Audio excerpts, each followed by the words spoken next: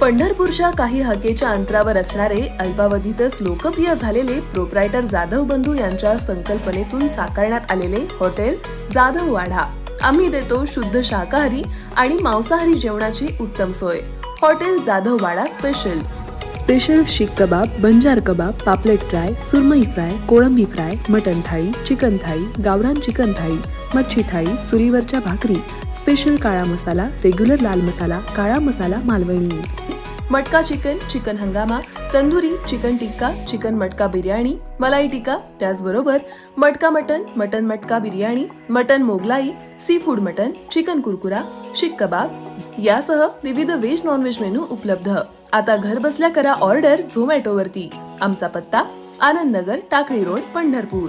संपर्क 86687338।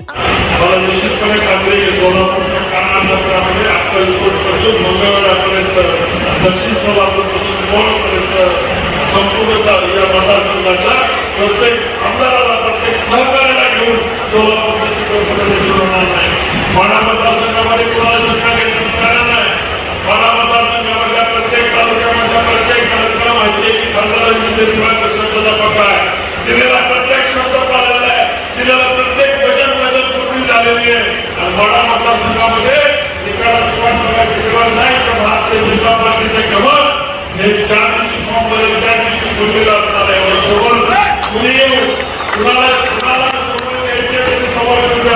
तुम्हाला या मतदारसंघामध्ये भारतीय जनता पार्टीचं कमळ शिवसेनेच्या, राष्ट्रवादीच्या सहकार्याने, आरपीआयच्या, रासपच्या सहकार्यानं आणि त्याचबरोबर सहकार्यानं मोठ्या ताकदीने ठेवलेलं दिसत भविष्यामध्ये तुम्हाला शंका लावण्याचे कारण नाही। ज्याला शंका असेल तरी या मतदारसंघामध्ये भाव मारावा, कारण या माण्याची जनता त्याची निश्चितपणे जागा दाखवल्याची जाणार नाही हा शब्द मी तुम्हाला देतोय। माझ्या मतदारसंघाचं नेतृत्व या ज्यांनी तुतारी बांधली ते शरद पवारांनी केलं होतं। बापूंनी त्यांना मदत केली, आम्ही त्यांना मदत केली। मदत केल्यानंतर आम्हाला नाही संपूर्ण जनतेला शपथ होता की मावाच्या सूर्याची शपथ घेऊन सांगतो की माडा मतदारसंघामध्ये पाण्याची प्रश्न होणार आहे। माडा मतदारसंघामध्ये पाणी केवळ लवकर माडा मतदारसंघामध्ये पाणी 12 रुपये घेऊन गेले। दुसरीला प्लास्टिकचं पाणी घेऊन चाललं ते बापूंनी त्या ठिकाणी आवाज टाकला आणि बापूंनी आवाज टाकला रक्ताचे पान वाटेल तुम्हाला पाहिजे असं स्टेटमेंट देतो तुम्हाला पाठवलं।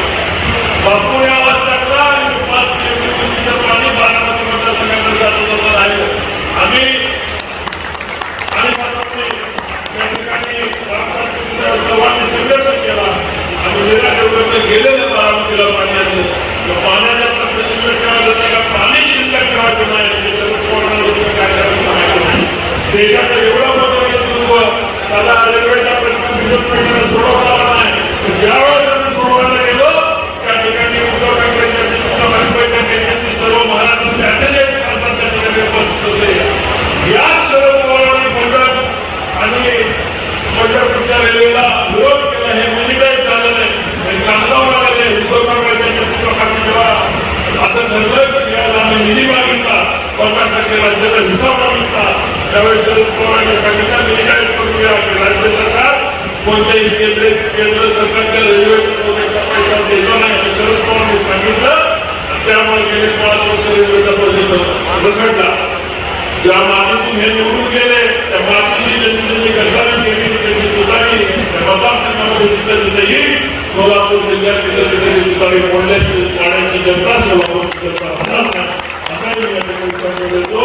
आपल्या सर्व सहकार्यांना मला सांगायचं तुम्ही आम्ही वेगळे नाही, भारतीय जनता पार्टी शिवसेनेने वेगळी नाही, एकाच नाण्याच्या 2 बाजू आहेत। हिंदुत्व सम्राट बाळासाहेब ठाकरे आणि आदरणीय नरेंद्र मोदी साहेबांचे त्यावेळेसपासून संबंध होते।